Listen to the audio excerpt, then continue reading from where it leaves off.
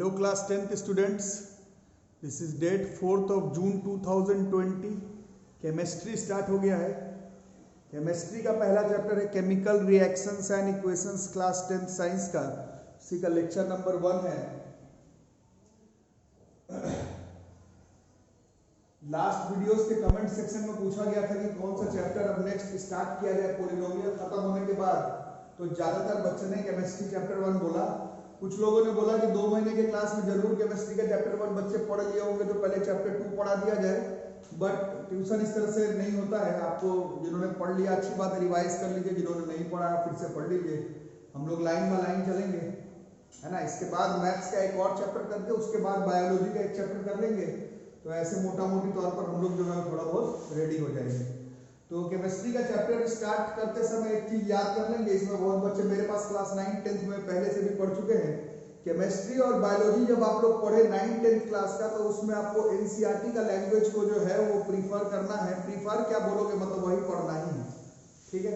तो एनसीईआरटी में जिस तरह का लैंग्वेज, जिस तरह का केमिकल रिएक्शंस एंड इक्वेशंस दिया हुआ है उसको हम लोग फोकस करेंगे, पहला नंबर। सेकंड चीज ये है, अक्सर बच्चे पूछते हैं क्लास 10th में सर कितना केमिकल रिएक्शंस याद करना है। सिंपल सा हिसाब किताब है बच्चों, अच्छे से देख लो। एनसीईआरटी बुक अपना निकालना, एनसीईआरटी बुक निकालना, एनसीईआरटी बुक निकालना, और जिस केमिकल रिएक्शन का डायग्राम क्लास 9th में भी मैंने समझाया था, जिस केमिकल रिएक्शन का डायग्राम, जिस केमिकल रिएक्शन का डायग्राम आपके एनसीईआरटी बुक में बनाया हुआ है, समझाया हुआ है, एक्सपेरिमेंट फॉर्म में दिया हुआ है, लिखा हुआ एक्टिविटी के फॉर्म में, केमिस्ट्री में बायोलॉजी में उसी रिएक्शंस को आपको याद करना है। ये सीबीएसई की तरफ से ऑफिशियल स्टेटमेंट है। आलतू फालतू इधर उधर का केमिकल रिएक्शंस आप पढ़िए, कोई दिक्कत नहीं है, बट आपके एग्जामिनेशन पॉइंट ऑफ व्यू पर नहीं है, ठीक है। इसलिए जितना भी डायग्राम एनसीईआरटी बुक में है, एक्सपेरिमेंट, एक्टिविटी, फोटो टाइप का बनाया हुआ, उन सबको ही पढ़ेंगे आप केमिस्ट्री और बायोलॉजी में, ठीक है। तो ये चैप्टर हम लोग स्टार्ट करते हैं। एनसीईआरटी का बुक अपना निकाल के रखेंगे सामने, नोट्स बनाने से कुछ नहीं होगा। एनसीईआरटी का बुक सामने निकाल करके रखिए और देखिए चैप्टर का नाम है केमिकल रिएक्शंस एंड इक्वेशंस। तो ये चैप्टर स्टार्ट करने से पहले थोड़ा 4-5 एक्टिविटीज याद कर लेंगे जो कि 7th 8th 9th में किए हैं या फिर आप डे टू डे लाइफ में करते हैं। दूध है उसको लेफ्ट कर देंगे अगर आप रूम टेम्परेचर में ड्यूरिंग समर बहुत ज्यादा गर्मी सीजन में दूध को अगर आप बाहर छोड़ देंगे शाम में, रात में, तो सुबह उठकर आप देखते हैं कि दूध जो है वो फट जाता है। और आयरन का तवा ले लो, पैन ले लो, नेल ले लो, उसको ह्यूमिड टेम्परेचर में बहुत दिन तक अगर आप छोड़ दोगे तो देखोगे कि उस पर जंग लग जाता है, ग्रीन ग्रीन ब्राउन टाइप का, उस पर जो है ब्राउनिश ग्रीनिश टाइप का उस पर कोटिंग जमा हो जाता है, देखे होंगे जरूर। ग्रेप्स, अंगूर वगैरह को है थोड़ा यूज नहीं करोगे तो देखो वो सड़ जाता है, फर्मेंटेटेड। खाना बनाते समय जो प्रोसेस होता है वो आप जानते हैं किस तरह से होता है। क्लास 9th में और अभी 10th में फिर से पढ़ेंगे फूड का डाइजेशन जो होता है। आप फूड तो ले लिए, बट आपके बॉडी में जो डाइजेस्टिव सिस्टम है किस तरह से फूड को डाइजेस्ट करता है। हम लोग जो रेस्पिरेशन लेते हैं, रेस्पिरेशन में किस तरह से ऑक्सीजन लेते हैं और ग्लूकोज का ब्रेकडाउन करते हैं एनर्जी रिलीज करते समय। ये सब रिएक्शंस, ये सब जो डे टू डे लाइफ का एक्सपेरिमेंट एक्टिविटी है, ये सब आपने फॉलो किया होगा या फिर नोटिस किया होगा।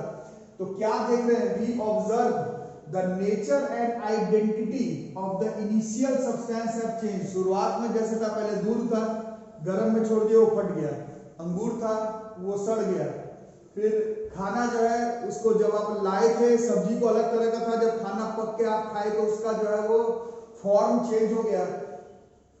रेस्पिरेशन जब लिया तो ऑक्सीजन, बट वो आपके सेल्स के अंदर जा करके फूड का ब्रेकडाउन करके वहां से ग्लूकोज का ब्रेकडाउन करके एनर्जी रिलीज करवाया, जिसके वजह से आपके बॉडी पर एनर्जी आया, है ना। इन सब में ही हमने देखा कि nature and identity of the initial substance जो है वो चेंज कर गया। अब क्लास 9th में आप लोग पढ़े थे 2 तरह का change, chemical changes and physical changes. तो याद करो क्लास 9th में बताया गया था ऐसा चेंज जिसमें कि न्यू सब्सटेंस का फॉर्मेशन हो जाए, ज्यादातर केस में नॉन रिवर्सेबल हो। ज्यादातर केस में केमिकल चेंजेस जब होता है तो कुछ एनर्जी का आदान प्रदान होता है ना। क्लास 9th में केमिकल चेंज को याद करो और इन सारे एक्सपेरिमेंट एग्जांपल एक्टिविटी से देखोगे कि we observe the nature and identity of the initial substance have change. मतलब ये कौन सा चेंज हो गया, केमिकल चेंज। और हम लोग क्लियर कट लिख सकते हैं इसी बात को, जहां से चैप्टर स्टार्ट होता है यहीं से इसको नोट बना करके हम लोग लिख लेंगे। यहां से चैप्टर स्टार्ट क्या, whenever a chemical change occurs, जब भी एक केमिकल चेंज होगा तो जादू से तो होगा नहीं, जैसे दूध को बस रखे और वो फट थोड़ी गया, उसमें कुछ हुआ है ना। बस अंगूर को रखे वो सड़ थोड़ी गया, उसमें कुछ हुआ। पापा सब्जी खरीद के लाए, मम्मी सब्जी बना दिया, आप खाने गए, फॉर्म चेंज हो गया, जो पापा खरीद के लाए और आप जो खाए वो उसमें कुछ हुआ। क्या हुआ? whenever a chemical change occurs, यहीं पर होता है a chemical reaction takes place। बिना एक केमिकल रिएक्शन के मिल्क फटेगा नहीं समर सीजन में। आयरन का पैन नेल के ऊपर जो है वो जंग नहीं लगेगा, अंगूर सड़ नहीं जाएगा, खाना पकेगा नहीं। बिना किसी केमिकल रिएक्शन के फूड का डाइजेशन आपके बॉडी में होगा नहीं। बिना किसी केमिकल रिएक्शन के आप ऑक्सीजन लें और वो फूड का ब्रेकडाउन करके आपके बॉडी में एनर्जी ले आए, ये होगा नहीं। सिंपल सा हिसाब किताब है। whenever a chemical change occurs, हम लोग ऐसा क्लियर कट कह सकते हैं कि एक केमिकल रिएक्शन होता है, वही इस चैप्टर का नाम है केमिकल रिएक्शंस एंड इक्वेशंस। इसी के बारे में हम लोगों को इस चैप्टर में पढ़ना है, ये सब लिख लो पहले।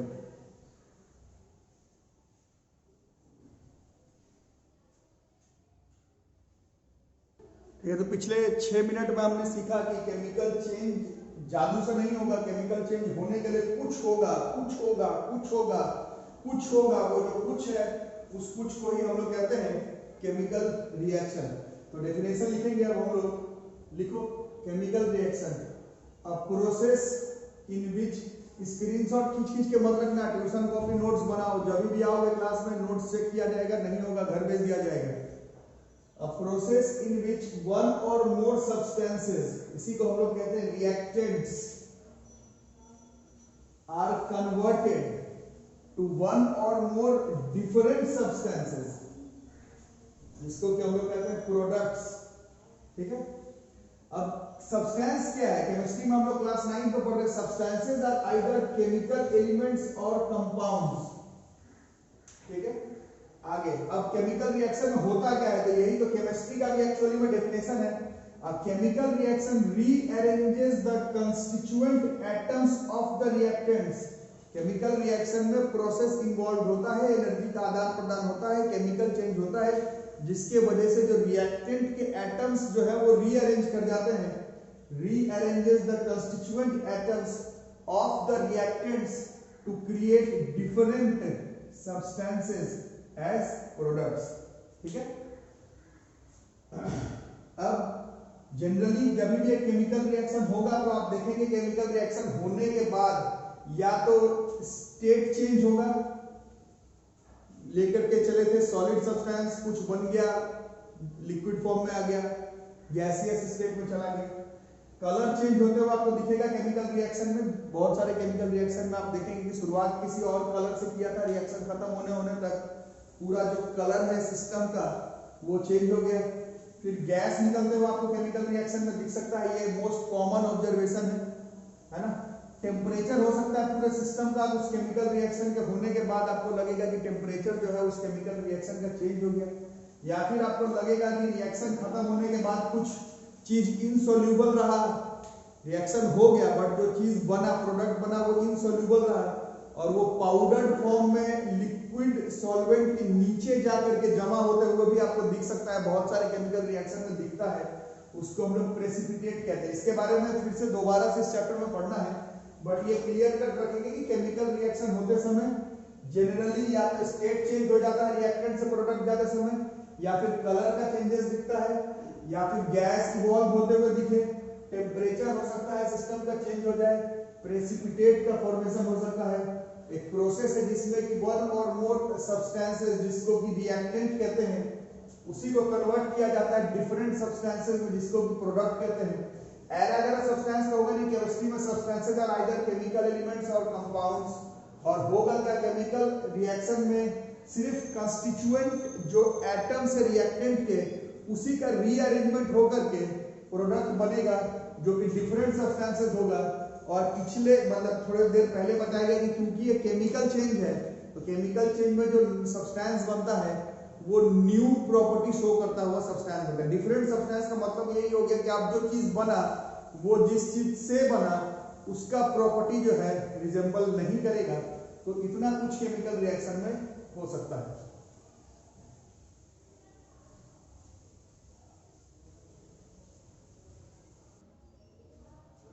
ठीक है बच्चों, आपको बोला गया एनसीईआरटी का बुक खोल करके बैठने के लिए। तो पहले आपने पढ़ा केमिकल चेंज, फिर आपने पढ़ा केमिकल रिएक्शन, और फिर केमिकल रिएक्शन का अभी थोड़ी देर पहले मैंने लेक्चर किया कि there can be infinite examples of chemical reactions, है ना। उसी इनफाइनाइट एग्जांपल्स में से आपको बताया गया है कि जिस का एक्टिविटी डायग्राम एनसीईआरटी बुक में दिया हुआ हो, साइड बुक आपको पढ़ना है पढ़िए, बट जिन सब का डायग्राम एक्टिविटी जो है वो मेंशन किया हुआ एनसीईआरटी बुक में, उसी पर आपको और मेरे को फोकस करना है। तो उसी में एक्टिविटी 1.1 अपना एनसीईआरटी का बुक खोल के रखिए, अपना एनसीईआरटी का बुक खोल के रखिए, और उसी में आप देख रहे हैं एक्टिविटी 1.1। इसमें क्या कह रहा है, ये आप लोग छोटे क्लास में भी किए थे। तो बताया गया कि मैग्नीशियम का रिबन लेना है और उसको बर्न करना है। देखो डायग्राम एनसीईआरटी बुक में होगा, मैग्नीशियम का रिबन लेना है और उसको बर्न करना है। बर्न करेंगे तो एक व्हाइट डैजलिंग फ्लेम, बहुत ही तेजी से एक डैजलिंग फ्लेम, सफेद कलर का डैजलिंग फ्लेम निकलेगा, और ऐश पाउडर के फॉर्म में आपको वहां पर मैग्नीशियम ऑक्साइड जो है वो बनते हुए दिख जाएगा।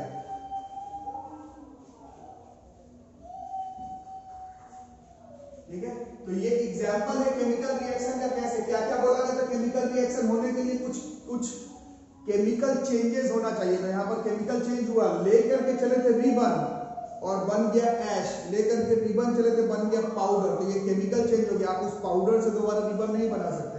ठीक है, जादू से हुआ नहीं, इसमें आपको कुछ करना पड़ा। क्या करना पड़ा, इसको बर्न करना पड़ा। बर्न करने के लिए किस गैस की जरूरत पड़ा, ऑक्सीजन गैस की जरूरत पड़ा। तो कुछ केमिकल रिएक्शन इन्वॉल्व हुआ, और मैग्नीशियम और ऑक्सीजन के एटम्स, यही रिएक्टेंट है, ये अपने आप को रीअरेंज करके एक मैग्नीशियम ऑक्साइड नाम का कंपाउंड का फॉर्मेशन किया। This is an example of chemical reaction. और क्या बताया गया था, रिएक्शन होने समय आपको कुछ कुछ दिखेगा। तो इसमें क्या दिखा, इसमें आपको व्हाइट डैजलिंग फ्लेम दिखा, है ना, व्हाइट डैजलिंग फ्लेम दिखा। मैग्नीशियम का रिबन लेकर के चले थे, स्टेट ही चेंज हो गया। मतलब वैसे तो स्टेट सॉलिड का सॉलिड ही बोल सकते हैं, बट देखने में रिबन कैसा है और जो ऐश पाउडर बना वो कैसा है ना। तो ये केमिकल रिएक्शन है, एटम्स का रीअरेंजमेंट हुआ है, नया सब्सटेंस का फॉर्मेशन हुआ है, जादू से हुआ नहीं, हीट करना पड़ा ऑक्सीजन के प्रेजेंस में, एटम्स का रीअरेंजमेंट हुआ। These all are definitions of chemical reaction. Activity 1.2 को देखने के लिए बोला, देखो किताब में एनसीईआरटी बुक में देखना है, साइड बुक खोल करके जो लोग पढ़ रहे हैं उन लोग मेरे नोट्स ना देखें, मेरे से ना पढ़े, केमिस्ट्री बायोलॉजी कोई फायदा नहीं होगा। जो लोग एनसीईआरटी का बुक खोले तो देखिए एक्टिविटी 1.2, इसमें बोल रहा है लेड नाइट्रेट का सॉल्यूशन लेने के लिए बोल रहा है। लेड नाइट्रेट का क्या करने के लिए बोला है, लेड नाइट्रेट का आपको सॉल्यूशन लेने के लिए बोला है, लेड नाइट्रेट का, है ना। अब यहीं पर थोड़ा सा प्रॉब्लम केमिस्ट्री बायोलॉजी में जैसे होता है, तो लेड आप लोग क्लास 9th और 10th में एटॉमिक नंबर याद किए थे, 1 से 20 के बाहर का है लेड, और 1 से 20 के बाहर वालों का वैलेंसी निकालना आपको जो 9th और 10th क्लास में मेथड सिखाया गया उस तरह से हो नहीं सकता। तो इसीलिए हम लोग क्या करेंगे, फ्यू एलिमेंट्स का हम लोग वैलेंसी वगैरह याद करके रखेंगे, क्योंकि आप लोग जब 11th में आएंगे तो आप लोगों को 0 से सिखाया जाएगा कि एटॉमिक नंबर 20 के ऊपर जो सब है उन सबका वैलेंसी कैसे निकाला जाए। अभी उतना करना भी नहीं है, हम लोगों को जो 20 के बाहर का जो एलिमेंट दिखेगा उसका वैलेंसी हम लोगों को याद कर लेना है। जैसे लेड का वैलेंसी साइड शुरू में कहीं पर लिख लेंगे, लेड का वैलेंसी, ये नहीं याद रहा तो फिर आप ही को दिक्कत होगा। वैलेंसी ऑफ लेड 2 है, लेड का वैलेंसी जो होता है वो 2 होता है, लेड का वैलेंसी जो है वो 2 है।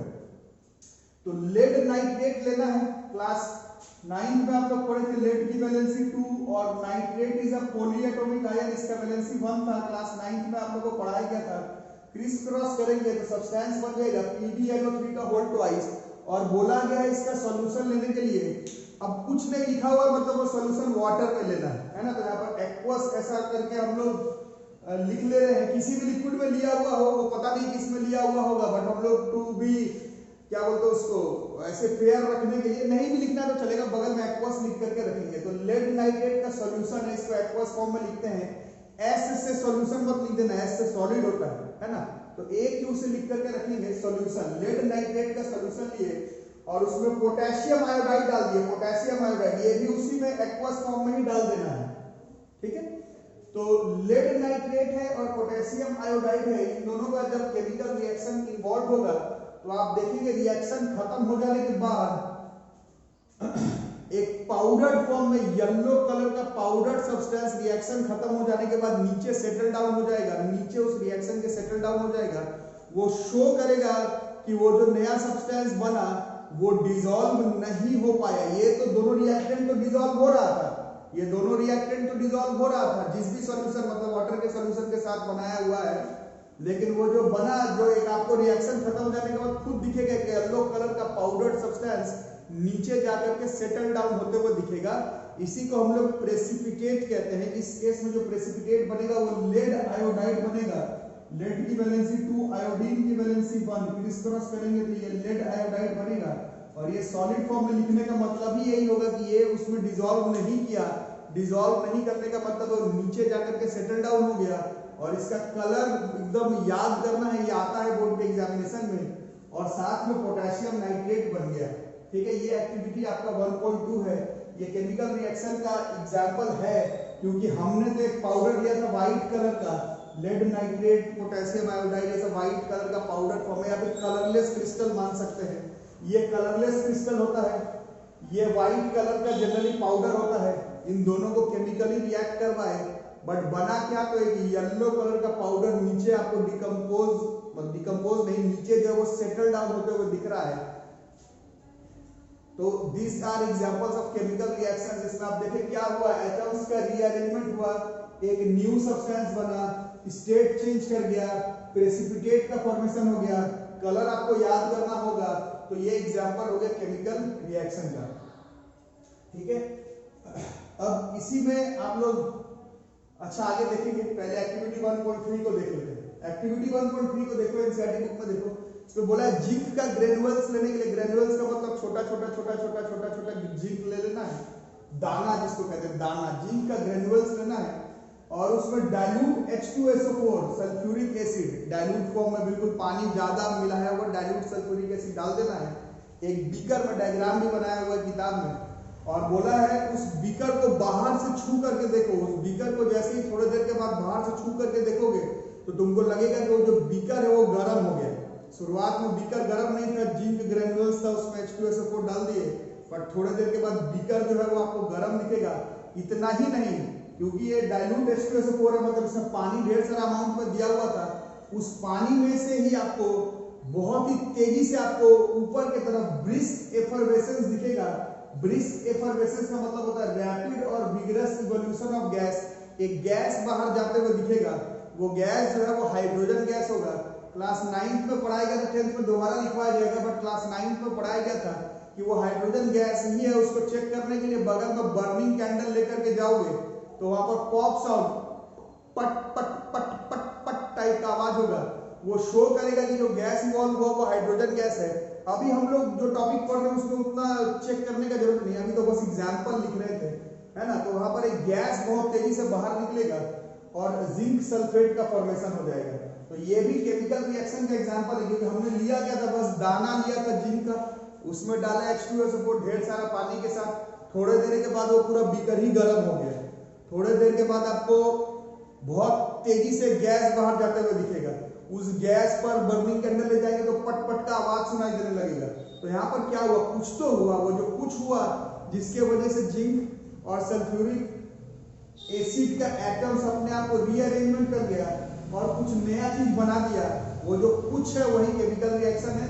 केमिकल रिएक्शन का इनफाइनाइट एग्जांपल हो सकता है, पर चैप्टर को स्टार्ट करते समय आपको मेक श्योर करना होगा कि आप कम से कम शुरुआत में एक्टिविटी 1.1, 1.2 और 1.3 को ध्यान से लिख लें और कॉपी में भी इसको मेंशन करके रखें।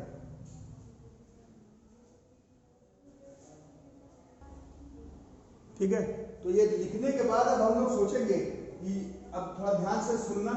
एक्टिविटी 1.1 में जो आप देख रहे हैं किताब में, उसमें ऐसे Mg+O2 थोड़ी लिखा हुआ था, वहां पर लैंग्वेज लिखा हुआ था। मैग्नीशियम का रिबन लो, रिबन को गर्म करो, बर्न करो, रिएक्शन होने के बाद वहां पर मैग्नीशियम ऑक्साइड का जो है वो एशेज मिलेगा।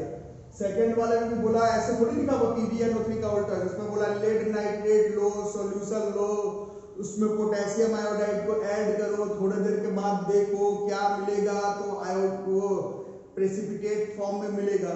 वैसे ही थर्ड में इस तरह से थोड़ी लिखा होता, लिखा होता जिंक का ग्रेनुअल लो, उसमें डाइल्यूट H2SO4 डालो, थोड़ी देर के बाद गैस इवॉल्व होते हुए दिखेगा, बीकर गर्म हो जाएगा, है ना। तो हुआ क्या एक्चुअली में, लैंग्वेज में जो केमिकल रिएक्शन लिखा हुआ था, पिछले 20 मिनट से हम लोग समझ गए केमिकल रिएक्शन किसको कहते हैं। अब नेक्स्ट टॉपिक केमिकल इक्वेशन होगी, जो भी चैप्टर का नाम है केमिकल रिएक्शंस एंड इक्वेशंस। हुआ क्या कि जो केमिकल रिएक्शन लैंग्वेज में बोला गया था, जो केमिकल रिएक्शन लैंग्वेज में आपको बताया जा रहा था, उस लैंग्वेज को अगर हम लोग रिएक्टेंट और प्रोडक्ट के सिंबल लिख करके उसको बस अरेंज करके शो करके एरो मार्क से दिखाएं, जो रिएक्ट कर रहा था उसको लेफ्ट साइड में लिखें, जो बना उसको राइट साइड में लिखें, बगल में मतलब दोनों के बीच में एरो मार्क लगाएं ताकि शो हो कि कौन किससे रिएक्ट करके क्या बना था। और अगर पॉसिबल हो तो जो जो रिएक्ट कर रहा था वो किस स्टेट में था, सॉलिड स्टेट में था या फिर गैस स्टेट में था या फिर एक्वस स्टेट में था, ये सबको अगर लिखे तो जो लैंग्वेज में केमिकल रिएक्शन था उसी को अगर हम लोग कंपाउंड्स का, एलिमेंट्स का सिंबल लिख करके, स्टेट लिख करके, रिएक्टेंट कौन है, प्रोडक्ट कौन है, बीच में एरो मार्क लगा करके मेंशन कर दें तो उसी को ही हम लोग केमिकल इक्वेशन कहते हैं। केमिकल रिएक्शन को ही अगर हम लोग वर्ड स्टेटमेंट को अगर हम लोग सिंबल्स के फॉर्म में, रिएक्टेंट प्रोडक्ट के फॉर्म में स्टेट लगा करके, एरो मार्क लगा करके सिंबलाइज करें तो उस केमिकल रिएक्शन के ही इस सिंबलाइजेशन, रिप्रेजेंटेशन को ही हम लोग केमिकल इक्वेशन कहते हैं। पहला चीज तो ये हो गया। दूसरा नंबर पर अभी हम लोग ये जानेंगे कि क्लास 9th में आप लोग पढ़े थे एक law of conservation of mass in chemical reaction, ये क्लास 9th में भी पढ़ना था। तो होना क्या है कि जो रिएक्टेंट का प्रोडक्ट है, जो रिएक्टेंट से प्रोडक्ट बना, रिएक्टेंट से केमिकल रिएक्शन से प्रोडक्ट बना, केमिकल रिएक्शन से रिएक्टेंट का एटम्स रीअरेंज करके प्रोडक्ट बना, तो केमिकल रिएक्शन में न्यू सब्सटेंस तो बन गया, लेकिन जो मास है रिएक्टेंट का और प्रोडक्ट का वो बराबर होना चाहिए। जो मास है रिएक्टेंट और प्रोडक्ट का वो बराबर होना चाहिए। नंबर ऑफ जो एटम्स है रिएक्टेंट का और प्रोडक्ट का वो बराबर होना चाहिए। तो जब हम लोग केमिकल इक्वेशन में केमिकल रिएक्शन को रिप्रेजेंट करते हैं तो हम लोग मेक श्योर करते हैं कि एटम्स को लेफ्ट हैंड साइड मतलब रिएक्टेंट और प्रोडक्ट में कुछ इस तरह से मैनेज करें कि लॉ ऑफ कंजर्वेशन ऑफ मास और एटम्स का कंजर्वेशन का रूल जो है वो फॉलो हो। तो केमिकल रिएक्शन को जब हम लोग सिंबल्स के फॉर्म में, रिएक्टेंट प्रोडक्ट के फॉर्म में, स्टेट के फॉर्म में एरो मार्क लगा करके लॉ ऑफ कंजर्वेशन ऑफ मास और लॉ ऑफ कंजर्वेशन या फिर एटम्स को कंजर्व रखते हुए जब हम लोग उसको सिंबलाइज करते हैं तो उसी को हम लोग केमिकल इक्वेशन में भी बैलेंस्ड केमिकल इक्वेशन कहते हैं। जैसे यहीं पर देखो, यहाँ पर जो रिएक्शन तो ऐसा था, मैग्नीशियम का रिबन लिए बर्न किया और मैग्नीशियम ऑक्साइड बन गया, ये तो ठीक है, ये केमिकल रिएक्शन हो गया। बट रिएक्शन होने के बाद हम लोग देखेंगे कि यहाँ पर मैग्नीशियम का एक ही एटम है, मैग्नीशियम का एक एटम, तो यहाँ पर भी मैग्नीशियम का एक एटम। बट ऑक्सीजन का मॉलिक्यूल तो एक है बट एटम का संख्या 2 था, ऑक्सीजन का 2 था, ऑक्सीजन का 2 था, बट यहाँ पर तो ऑक्सीजन एक ही है। अगर हम लोग मास कंजर्व करेंगे, क्लास 9th में पढ़ा था, ऑक्सीजन का एटॉमिक मास was 16, तो यहाँ पर 16 दूनी 32 हो गया, बट यहाँ पर केवल एक ही ऑक्सीजन है तो 16 ही रह गया। तो केमिकल रिएक्शन का डेफिनेशन तो सेटिस्फाइड हो गया, but law of conservation of mass he fail कर गया, जो कि फेल नहीं कर सकता है। केमिकल रिएक्शन में मास कंजर्व रहता है, कुछ एक आध न्यूक्लियर रिएक्शन को छोड़ करके, क्लास 9th में थोड़ा डिस्कस किए थे। तो न्यूक्लियर रिएक्शन को भी अलग रखो, न्यूक्लियर रिएक्शन को अगर छोड़ दिया जाए तो केमिकल रिएक्शन जब इन्वॉल्व होते हैं तो जो मास होता है, मास कंजर्व रहना चाहिए। तो मास को कंजर्व रखने के लिए नंबर ऑफ एटम्स का संख्या भी बराबर होना चाहिए। उसके लिए ही हम लोग केमिकल इक्वेशन जब लिखते हैं तो उसको बैलेंस कर देते हैं। जैसे इसमें हमने बैलेंस किया तो यहाँ पर देखा ऑक्सीजन 2 है तो यहाँ पर 2 लगा दिया, तो यहाँ से देखा मैग्नीशियम 2 हो गया तो यहाँ पर मैग्नीशियम 2 लगा दिया। ये जब हम लोग केमिकल इक्वेशन जब लिखते हैं तो उसको हम लोग बैलेंस करने के लिए, लॉ ऑफ कंजर्वेशन ऑफ मास करने के लिए, एटम्स को कंजर्व रखने के लिए, एटम्स का संख्या रिएक्टेंट और प्रोडक्ट में बराबर रखने के लिए हम लोग रिएक्शन को इक्वेशन में लिखकर उसको बैलेंस भी करते हैं। तो नेक्स्ट टॉपिक अभी वही पढ़ेंगे, ठीक है। इसको पहले अच्छे से समझ लो फिर लिखेंगे, ठीक है। तो डेफिनेशन लिख लो। वैसे तो आप लोग क्लास 10 पे पहुंच गए, 8th 9th पढ़ते हुए इतना चीज सीखे कि definition, what is chemical equation, what is chemical reaction, ऐसा भी एग्जाम में आता नहीं, बट नोट्स कॉपी में बना करके रखेंगे।